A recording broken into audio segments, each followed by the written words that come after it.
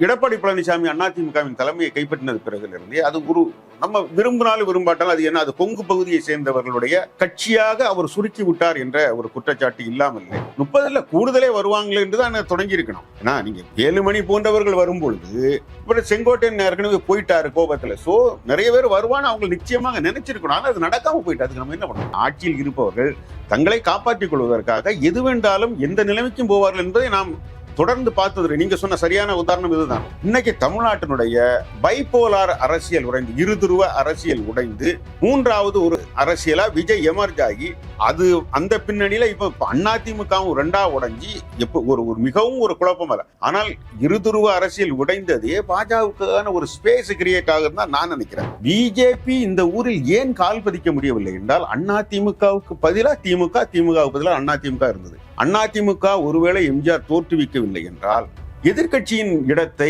காங்கிரஸ் எப்போதோ ஆக்குப்பை பண்ணியிருக்கும். எல்லாத்தையும் மீறி எல்லாருக்கும் பொதுவானராக உருவாயிருக்கிற விஜயை பிஜேபி எப்படி பார்ப்பார்கள் என்றால் அவர் ஒரு கிறிஸ்தவ மதத்தை சேர்ந்தவர் என்னதான் பார்ப்போம். சமூக ஊடகங்கள் இருக்கக்கூடிய இடத்துல இந்த மாதிரி காட்சிகள் தான். நீங்க நேற்று முழுவதும் எல்லாரும் இதுதாங்க பேசுறான். அவரு ஸ்டாலினை போய் பார்த்தாரு, வைகோவை போய் பார்த்தாரு, ராமதாஸை போய் பார்த்தாரு. இதெல்லாம் நம்ம ஊர்ல நல்ல ஆரோக்கியம். டிவியில விவாதம் நடக்க, இந்த அரசியல் மாறுகிறதா, ஆரோக்கிய அரசியல் வருகிறதா, நல்ல அரசியல், ஹெல்த்தி பாலிடிக்ஸா, இப்படிலாம் பேசுறாங்க. இதெல்லாம் அரசியலுடைய ஒரு பாகுபாடு. இவரு ப்ராமிஸ் பண்றாருல, நான் ஒருத்தன் தான் பவர், அதே தப்புங்கிறேன். எப்படி ஞாபகம் அது இதா இருக்க போறியா, சர்வாதிகாரியா இருக்க போறியா? விஜயனுடைய ஐடியாலஜிக்காக யாரும் ஓட்டு போட்டாங்களா? என்ன ஐடியா? சோசியலிசமா, கம்யூனிசமா, அல்லது வேற ஏதாவது நம்ம கிராம்சியினுடைய ஆர்கானிக் இன்டெலெக்சுவல் குரூப்? அதெல்லாம் ஒன்றும் கிடையாது. அதிமுக இருந்து நான் திமுக சேர்ந்துறேன், திமுக இருந்து நான் அதிமுக சேர்ந்துறேன், இப்ப திமுக அதிமுக இருந்தும் விஜய்க்கு போயிடுறாங்க. இந்த மாதிரி மனிதர்களை வைத்து நீங்க எப்படியான குவாலிட்டேட்டிவான ஆதவர்ஜனா நேத்து வரைக்கும் எங்க இருந்தாரு? இந்த ஊர்ல கட்சி மாதிரி போறது ஒரு சகஜமான விஷயம். அப்ப அவங்க ஒரு ஐடியாலஜிக்காக அந்த அமைப்புக்கு போய் சேர்ந்திருக்கான்னு நினைக்கிறீங்க? ஒரு பொலிட்டிக்கல் கேரியருக்காக போய் சேர்றாங்க. இதை வச்சுக்கிட்டு நீங்க பெரிய மாற்றங்கள்லாம் ஒண்ணு கொண்டாங்க. ஏங்க இந்த அரசை கவுழ்ந்து என்ன யாருக்கு லாபம் வரப்போறதுன்னு முதல்ல நீங்க நினைச்சு பாருங்க. இந்த அரசுக்கு வந்துன்னா கொஞ்ச நாளைக்கு வேணா கவர்னர் ஆட்சி வைக்கலாம், வந்துட்டு இந்த மறுபடியும் தேர்தல் நடத்தி தான் ஆகணும். அவருக்கு ஒரு ஆதரவான ஒரு சிம்பதி ஃபேக்டர் வர்றதுக்கான வாய்ப்புகள் தான் இப்போதையுள்ள நிலைமையில அதிகம் நினைக்கிறேன். அரண்சை நண்பர்களுக்கு வணக்கம்.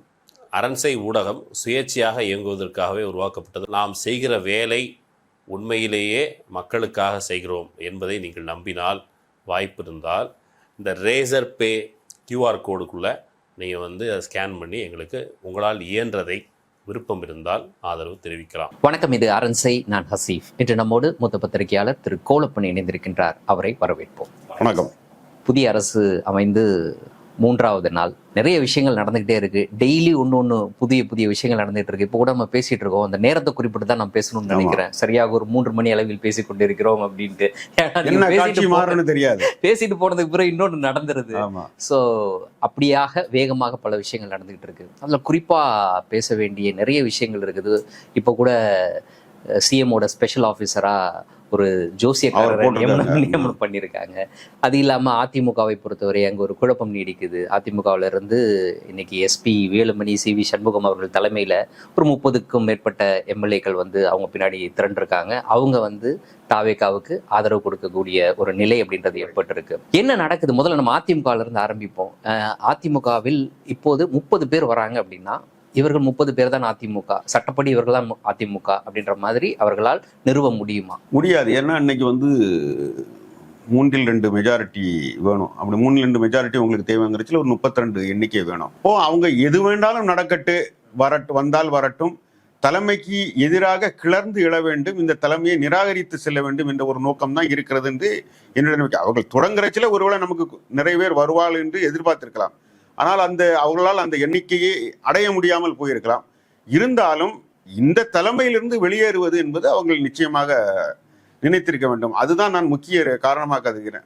ஆனால் அதில் வேலுமணியும் இருந்ததுதான் எனக்கு பெரிய ஆச்சரியமா இருந்தது. ஏனென்றால் நீங்க எப்படி பார்க்கணும்னா, எடப்பாடி பழனிசாமி அதிமுகவின் தலைமையை கைப்பற்றினது பிறகு அது ஒரு நம்ம விரும்பினாலும் விரும்பாட்டாலும் அது என்ன, அது கொங்கு பகுதியை சேர்ந்தவர்களுடைய கட்சியாக அவர் சுருக்கி விட்டார் என்ற ஒரு குற்றச்சாட்டு இல்லாமல் இல்லை. அதற்கு ஆதாரம் சேர்ப்பது போல என்ன பார்த்தீங்கன்னா, நீங்க பன்னீர்செல்வத்தினுடைய அணியை சேர்ந்தவர்கள் அதிலிருந்து ஒதுக்கி வைக்கப்பட்டார்கள். ஆக அதுக்கு மெல்ல மெல்ல மெல்ல அது கொங்கு கட்சி அந்த மாதிரியான ஒரு நிலைமைக்கு போயிட்டு அந்த பகுதியில் தான் அதற்கு பலம் இருக்கிறது. அங்கிருந்து அதிகமான எம்எல்ஏக்கள் வந்து செய்து வந்தால் அது மறுபடியும் இப்போ உடைந்து சிதறி இருக்கிறது அந்த தோற்றம் மறுபடியும். ஸோ இது அதிமுகவுக்கு ஒரு பெரிய பலவீனமாக மாறி இருந்தது. அதை தேர்தலுக்கு முன்னாடியே மாறி இருந்தது. ஏனென்றால் எல்லாரும் என்ன சொல்லிக்கிட்டு இருந்தாங்கன்னா அதிமுக கூட வரும் இந்த எலெக்ஷன்ல அந்த மாதிரி. ஆனா அது வந்து எந்த விதமான ஆதாரமற்றது. ஏன்னா உள்ளே அது மிகவும் கலகலத்து போயிருந்தது என்பது மட்டும்தான். அது இன்னைக்கு உங்களுக்கு ரொம்ப தெளிவாக மற்றவர்கள் நான் விஜய் வருவார் இதை பத்தி நான் பேசவில்லை.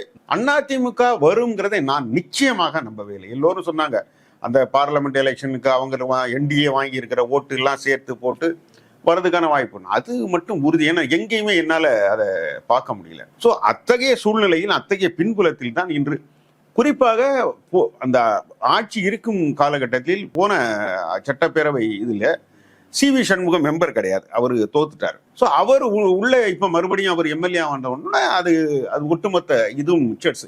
யாராவது ஒரு ஆள் ஒரு தலைமையை கேள்வி கேட்குற அந்த மாதிரியான ஒரு நிலைமை உருவாகி இன்று அது நம்ம ரொம்ப நாள் அடைக்க வேண்டியது போய் இன்னைக்கு முடிஞ்சிருக்கு. சரி, 30 பேரை கூட்டு வந்தவங்க கூடுதலாக ஒரு 2 பேரை கூப்பிடுறது ஒரு பெரிய விஷயம் இல்லை, அது நடக்கிறது இல்லையா? நீங்க அதாங்க உங்களுக்கு வரலையே, அதுதானே நான் சொல்றேன். அவங்க அப்படித்தான் தொடங்கி இருக்கணும். நிறைய பேர் இன்னும் 30 கூடுதலே வருவாங்களே என்று தான் தொடங்கி இருக்கணும். ஏன்னா நீங்க வேலுமணி போன்றவர்கள் வரும்பொழுது எப்பொழுதுமே எடப்பாடிக்கு பக்கத்தில் உட்கார்ந்து கொண்டே அந்த பகுதியை சேர்ந்தவர்கள் அவருடைய வலதுகை என்று நாமே கருதப்பட்டவர். செங்கோட்டையன் ஏற்கனவே போயிட்டாரு கோபத்துல. சோ நிறைய பேர் வருவான்னு அவங்க நிச்சயமாக நினைச்சிருக்கணும். ஆனா அது நடக்காம போயிட்டு அதுக்கு நம்ம என்ன பண்ண முடியும்? ஒருவேளை இந்த 30ஓட அவங்க ரெடியூஸ் ஆயிட்டாங்க அப்படின்னா என்ன நடக்கும்? சட்டப்படி பார்த்தா நீங்க 2/3 மெஜாரிட்டியா நீங்க வராத பட்சத்துல உங்களை டிஸ்குவாலிஃபை பண்றதுக்காக நீங்க ஒரு அணியா பிரிஞ்சு வரல அல்லது ஒரு கட்சியா வரல. ஏன்னா அவர் வந்து ஒரு விப்பு இஷ்யூ பண்ணியிருக்கிறார். யாரு? எடப்பாடி பழனிசாமி. அதனால நம்ம பொறுத்திருந்து பார்க்கணும். சட்டம் இதுல எந்த விஷயத்துல செயல்படுகிறது, ஸ்பீக்கர் இதுல எந்த நடவடிக்கை எடுக்க போகிறார். ஏன்னா அவர்கள் வந்து விஜய்க்கு ஆதரவான ஒரு நிலைப்பாடை தான் எடுத்திருக்கிறார்கள். இந்த மாதிரி ஒரு காலகட்டத்தில் நம்ம பார்க்கணும். அப்படிப்பட்ட குழப்பங்கள்லாம் நடைபெறுவதற்கு வாய்ப்பு இருக்கு. ஏன்னா இவங்க 30 பேரும் வந்து இன்னைக்கு தாவேக்காக்கு ஆதரவு கொடுத்துட்டாங்க அப்படின்ற காரணத்தினால ஸ்பீக்கர் இந்த 30 பேர் மேலையும் நடவடிக்கை எடுப்பதற்கு காலம் தாழ்த்துவதற்கும் வாய்ப்பு இருக்கு. ஆமா, உடனே நீங்க கொடுப்பாங்க. நீங்க டிஸ்குவாலிஃபை பண்றதுன்னு நீங்க கோரிக்கை வைக்கலாம். அவர் கொஞ்சம் காலந்தள்ளி கூட வைக்கலாம் இல்லையா? அதற்கான அதை வைக்கலாம். உடனே நடவடிக்கை எடுக்கணும்னு அர்த்தம் அது இல்லையா? அது எப்பவுமே இப்போ நீங்க ஒரு இதே மாதிரிதான். நீங்க அவர் 3 தடவை போய் கவர்னரை பாக்குறாரு. இன்னைக்குதான் ஆட்சி அமைக்கணும்னு டைம் ஃப்ரேம் எல்லாம் ஒண்ணும் கிடையாது. அது வந்து ஆளுநருக்கு கையில தான் இருக்கு. அதே மாதிரி ஸ்பீக்கருக்கு வந்து அதே மாதிரியான அதிகாரங்கள் நிச்சயமா. இதற்கு முன்னாடி தமிழ்நாட்டிலே ஒரு முன்னுதாரணம் இருக்கு. OPS அவர்களுக்கு ஆதரவாக அந்த அவர்களுடைய டிஸ்குவாலிஃபிகேஷனுக்கு எவ்வளவு காலம் தாழ்த்தினாங்க அவர்களை பண்ணிருக்காங்க. அந்த மாதிரியான குழப்பங்கள் இதுலயும் நடக்கிறதுக்கு வாய்ப்பு. இது அரசியலுக்காக செய்கிறது. ஆட்சியில் இருப்பவர்கள் தங்களை காப்பாற்றிக் கொள்வதற்காக எது வேண்டாலும் எந்த நிலைமைக்கும் போவார்கள் என்பதை நாம் தொடர்ந்து பார்த்தது. நீங்க சொன்ன சரியான உதாரணம் இதுதான். அந்த அவங்களுக்கு இடத்தை மாற்றி தர வேண்டும். பன்னீர்செல்வத்துக்கும் மற்றவர்களுக்கும் இடத்தை மாற்றி எங்களுக்கு நாங்கள் புதிய துணைத் தலைவர் உதயகுமாரை தேர்ந்தெடுத்துக்கிறோம், இவர்களுக்கு இடம் தரணும் சொன்ன மாதிரி எவ்வளவு நாட்களுக்கு பிறகு, எத்தனையோ ஆண்டுகளுக்கு பிறகுதான் அந்த கோரிக்கைகள் ஏற்கப்பட்டு செயல்படுத்தப்பட்டன என்பதை நீங்கள் நம்மளுக்கு தெரியும். சரி, இப்போ அதிமுக அப்படின்னு வந்த உடனே அது NDA கூட்டணியில் இருக்கக்கூடிய ஒரு கட்சி. இப்போ அதிமுக பின்னால் பாஜக இருக்குதுன்னு எல்லாருக்கும் நல்லா தெரியும். இப்போ எந்த அணியின் பின் பாஜக இருக்குது அப்படின்ற ஒரு கேள்வி இருக்கு. இப்ப CV சண்முகம் அணியின் பின்னால அது இல்லைன்னு தெரியுது. இல்லைன்னு தெரியுது. SP வேலுமணி சண்முகம் பின்னாடி இல்லைங்கிறது தெரியும். அவங்களே அதை சொல்றாங்களே. நாங்க வந்து இன்னைக்கு அந்த CV சண்முகம் பேட்டியை பாக்குறதுல தான் நான் பார்த்தேன்.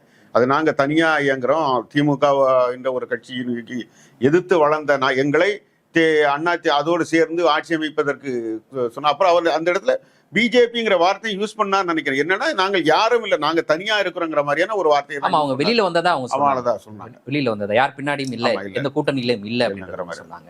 சோ அப்படி இருக்கும் பட்சத்தில் தாவேகாவுக்கு இவர்கள் ஆதரவு அளிக்கிறாங்க அப்படின்னு இந்த 30 MLA-க்களோட ஆதரவு இல்ல. தாவேகாவுக்கு இவங்க 30 MLA-க்கள் ஆதரவு அளிக்கிறது அவங்களுடைய விருப்பம். ஆனால் இன்று அந்த எண்ணிக்கை இல்லாமலே தாவேகாவுக்கு தேவையான பலம் சேர்ந்து விட்டது. ஆல்ரெடி இருக்குது.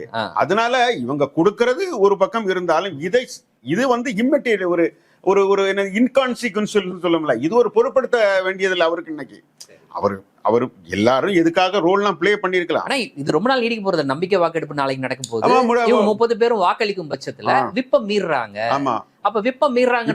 அதெல்லாம் சொல்லலாம். நீங்க உடனே கொடுப்பீங்க, முடிவு உடனே எடுக்க வரும்.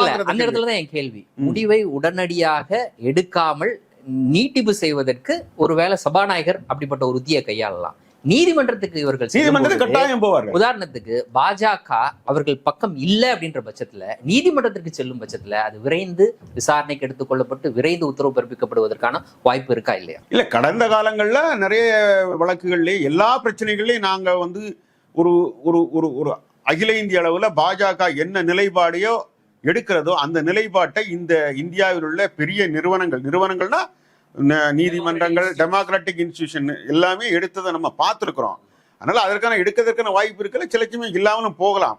பட் என்ன அவங்களால நினைச்ச ஒரு அரசை இன்னைக்கு இப்போதைக்கு அவங்க உருவாக்குவதற்கான சாத்தியக்கூறுகள் தமிழ்நாட்டில் இங்கே இல்லாத பட்சத்துல அவங்க அவசரப்பட்டு எந்த முடிவுமே எடுக்கிறதுக்கான வாய்ப்பு இல்லை. ஆனா இன்னொன்னு நீங்க என்ன பார்க்கணும்னா, இன்னைக்கு தமிழ்நாட்டினுடைய பைபோலார் அரசியல் உடைந்து, இருதுருவ அரசியல் உடைந்து மூன்றாவது ஒரு அரசியலா விஜய் எமர்ஜ் ஆகி அது அந்த பின்னணியில இப்ப அதிமுகவும் ரெண்டா உடைஞ்சி ஒரு மிகவும் ஒரு குழப்பம் அல்ல.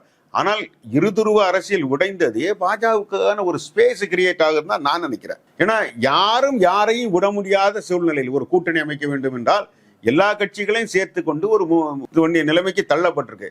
இந்த சமயத்துல தான் என்னுடைய முக்கியமான நான் உறுதியாக கருதுவது பாஜகவுக்கு கேம் பிளே பண்ணுவதற்கு ஒரு நல்ல ஒரு ஸ்பேஸ் கிடைச்சின்னு தான் நான் நினைக்கிறேன். அந்த இடம் இருக்கு இல்லையா, இப்போ அதிமுக இந்த கட்சி இப்போ உடைஞ்சி ஒரு பலவீனமா இருக்கு. இதை நான் தொடக்கத்துல இருந்தே ரொம்ப காலமாவே சொல்லிக்கிட்டு இருக்கேன். அதிமுகவுக்கு எதிரி திமுக, திமுகவுக்கு எதிரி அதிமுக. ஆனால் இந்த ஊரில் எம்ஜிஆர் அதிமுகவை மட்டும் உருவாக்கவில்லை என்றால் ஜெயலலிதா அவர்கள் பல காலத்தில் ஒரு ஒரு ஒரு பிஜேபியை விட அதிகமான ஒரு இந்துத்துவாவை காட்டிக்கொண்ட கால ஒரு கட்சியை சேர்ந்தவர் தான் நான் என்னுடைய கம்பர். ஏனென்றால் இந்தியா முழுவதும் மதமாற்றத்துக்கு எதிரான சட்டம் வருவதற்கு முன்னாலேயே தமிழகத்தில் கொண்டு வந்தவர். ஆனால் அவரும் இந்த ஊரில் பிஜேபி வருவதை தடுத்து நிறுத்தியவர். அதை நாம் நிச்சயம். ஆக பிஜேபி இந்த ஊரில் ஏன் கால் பதிக்க முடியவில்லை என்றால் அதிமுகவுக்கு பதிலாக திமுகவுக்கு பதிலாக அதிமுக இருந்தது. அதிமுக ஒருவேளை எம்ஜிஆர் தோற்றுவிக்கவில்லை என்றால் எதிர்கட்சியின் இடத்தை காங்கிரஸ் எப்போதோ ஆக்குப்பை பண்ணியிருக்கும். காங்கிரஸ் ஆக்குப்பை பண்ணி சில சின்ன ஆட்சிக்கு கூட வந்திருக்கலாம். ஒரு 2 தேர்தல்களில் மக்களுக்கு மனசோர்வு ஏற்பட்டு வந்திருக்கலாம். ஆனால் காங்கிரஸை ஈஸியாக புறந்தள்ளுவதற்கு பாஜகவால் முடிந்திருக்கும் என்பது என்னுடைய கணிப்பு. மற்ற மாநிலங்கள் எப்படி காங்கிரஸ் ஏன்னால் அது நடக்காம அங்க இருந்தது காரணம் 2 திராவிட கட்சிகள் தான் என்னுடைய கருத்து. சரி. ஆனால் அந்த பலம் இன்று உடைந்திருக்கிறது. இதனால் பிஜேபிக்கான ஒரு இடம் கட்டாயம் உருவாகி இருக்கிறது. நீங்க சொல்றது இப்படி புரிஞ்சுக்கலாமா? காங்கிரஸ் நீங்க சொன்னீங்கல்ல, அந்த இடத்துல இன்னைக்கு தாவேகா அப்படின்னு பொருத்தி பார்க்கலாமா? காங்கிரஸ் அதாவது காங்கிரஸை எப்படி எளிதாக வீழ்த்தி அதே போல தாவேகாவை வீழ்த்துவதற்கு வாய்ப்பு இருக்கா? அப்படி இல்லை. தாவேகாக்கு இன்னொரு நம்ம பேசுறோம், எனக்கு விஜய் பிடிக்கல, அதை பத்தி அது ஒரு 2வது பட்சம். ஆனா நான் விஜயை எப்படி ஒரு நேர்மையாளனா நான் பார்க்கணும் அப்படின்னா அவர் ஒரு கிரேட் லெவலரா பார்க்கிறேன். எப்படின்னா அவர் ஒரு கிறிஸ்தவர்னு இந்த ஊர்ல எல்லாருக்கும் தெரியும். அவர் தன்னை ஜோசப் விஜய்னா எல்லாத்துலயும் கையெழுத்து போடுறாரு தெரிகிறார். ஒரு சர்ச்சுக்கு முட்டுக்கணி போட்டு போறார். ஆனா மக்கள் பெருவாரியா அவருக்கு ஓட்டு போட்டிருக்காங்க. அவர் நிறுத்தின கேண்டிடேட்டு யாருன்னு பார்க்கல. என்ன இந்த தொகுதியில இவன் ஜாதியர்னு எந்த சாதின்னு அவரை பார்க்கல. கிறிஸ்தவர்கள் எல்லாம் போட்டிருக்காங்கன்னு சொல்றாங்க. அந்த விதத்துல அதே ஒரு பாசிட்டிவா நான் கருதுற அம்சம் பாஜக கையில் எடுக்கிறதற்கு வாய்ப்பு இருக்கிறது. ஒரு பெருவாரியான இந்துக்கள் வாழும் ஒரு மாநிலத்தில் ஒரு கிறிஸ்தவ அமைச்சர் என்ற ஒரு கருத்தை அவர்கள் நிச்சயமாக, அவங்களுடைய அரசியலே அதுதானே ஒரு அவர்ஷனா பாக்குறாங்க. அவர்ஷன்ல எப்படி நீ இந்தியாவை இந்துக்கள் ஆள வேண்டும், இந்து மதத்தை சேர்ந்தவர்கள் ஆள வேண்டும், அல்லது பெருவாரியான மதத்தை சேர்ந்தவர்கள் தான் ஆள வேண்டும். இந்த ஒரு அந்த அதனுடைய கருத்துல நீங்க ஒரு அந்த சேஞ்செல்லாம் ஒன்றும் கிடையாது.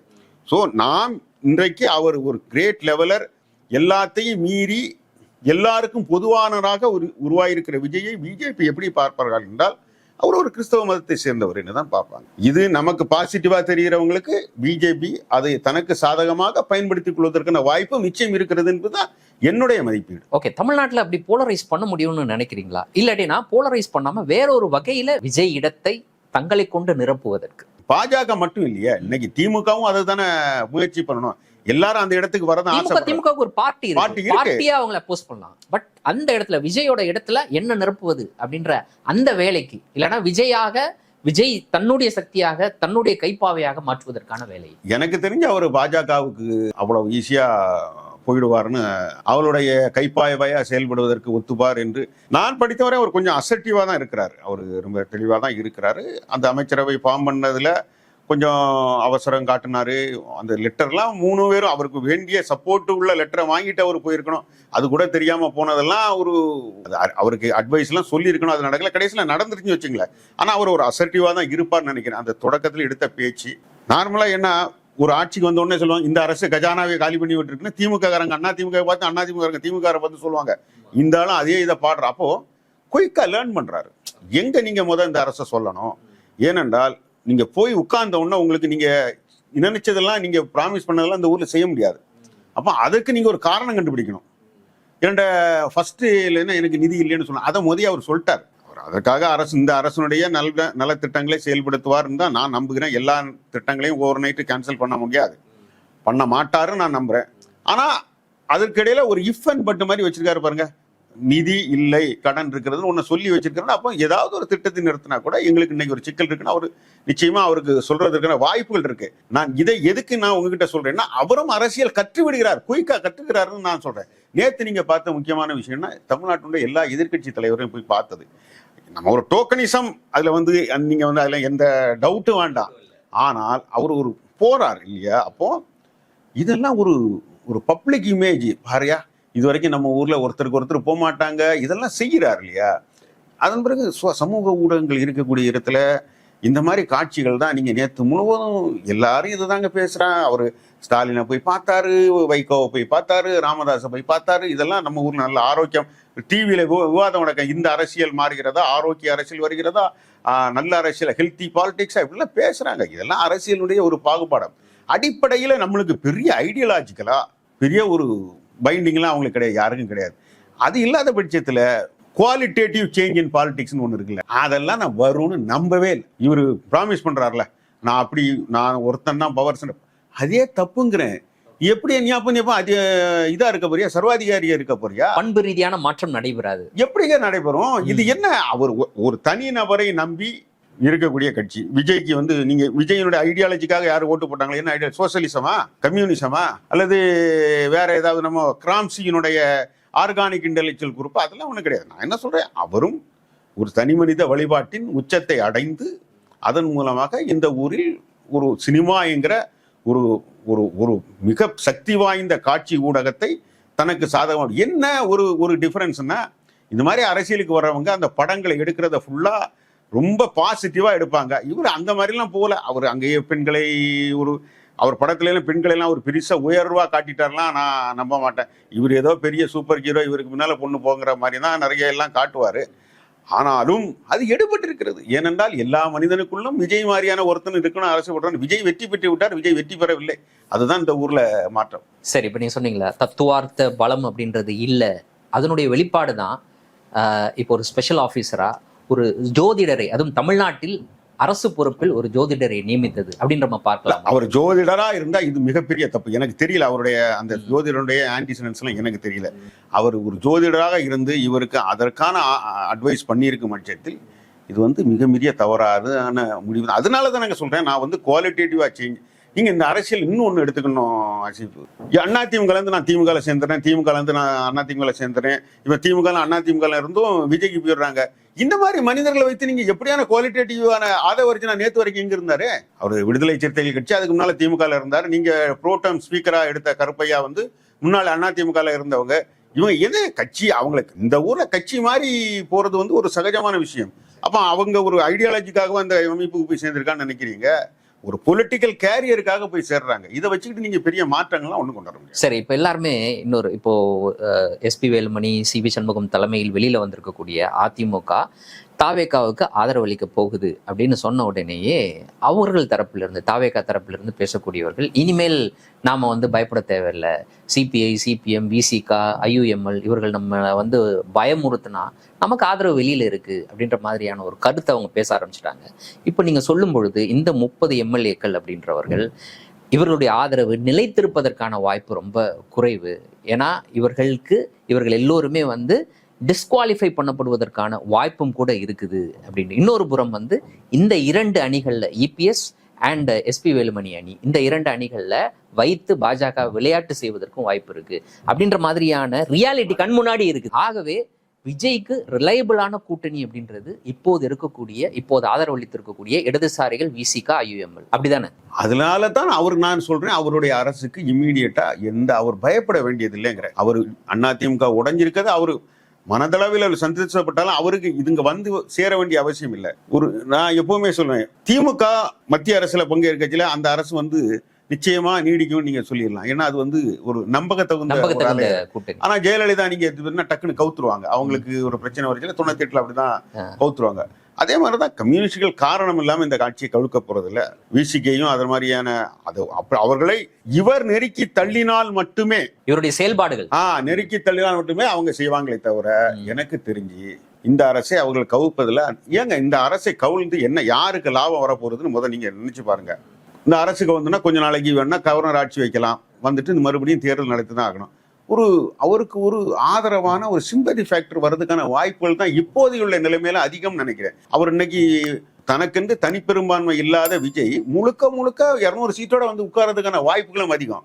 அதனால அதை உணர்ந்து அதன் பிறகு இன்னொன்னு விஷயத்தையும் உங்ககிட்ட நான் சொல்லிடுறேன். இன்றைக்கு அந்த மாதிரியான சூழ்நிலை வந்திருக்கும். இந்த திமுகவும் அதிமுகவும் சேர்ந்த விஷ பரீட்சை. இதற்கு அவர்கள் இடதுசாரிகளையும் திருமாவளவனையும் இதற்கு கூப்பிட்டார்கள். இதுதான் இடதுசாரிகளை நோக்கி ஒரு வேறு நிலைமைக்கு மாத்திக்கிறது. ஏனென்றால் அதன் முன்னால் வரைக்கும் இடதுசாரிகள் வந்து தெளிவாக இருந்தார்கள். நாம் திமுகவில் இருந்து கூட்டணியிலிருந்து வெற்றி பெற்றிருக்கிறோம், நாம் திமுகவிலே இருப்போம். விஜய் வெற்றி பெற்றிருக்கிறார். ஆனால் அவருடைய கட்சிக்கு பெரும்பான்மை நிரூபிக்க வேண்டியது அவருடைய பொறுப்பு தான். நம்ம போய் ஒண்ணும் பண்ண முடியாது. ஏன்னா நீங்க ஒரு இடதுசாரிகள் மேல் நீங்க குற்றச்சாட்டு கையை நீட்ட முடியாது. ஏன்னா நீங்க ஏன் அவங்களுக்கு சப்போர்ட் கொடுக்கல யாரும் கேட்க போறதில்ல. சோ அப்படிப்பட்ட ஒரு சூழ்நிலையில கூட இந்த அரசு கவுழ்ந்ததுக்கான வாய்ப்புகள் அதிகம் இருந்திருக்கும். இதனால நான் என்னுடைய ஒரு பெர்சனல் ஆர்குமெண்ட் நான் சொல்றேன், இந்த விஷ பரீட்சையை தான் விஜய்க்கும் வாழ்க்கை கொடுத்து விட்டது என்று நான் நினைக்கிறேன். அவர்கள் மேற்கொண்ட அந்த ஒரு முயற்சி. ஆமா, அதுக்கு ஏன்னா அவங்க தயாரா இல்லை. இடதுசாரிகளுடைய உடனே ஒரு ரியாக்ஷன் என்ன, நம்ம திமுக அணியில இருந்து போட்டி போட்டுட்டு அதிமுக வரக்கூடாது. அதிமுக கூட அதிமுகவுக்கு பின்புலத்தில் இருந்து இயங்கும் பிஜேபி கூட்டணி, அந்த கூட்டணி இருந்தது.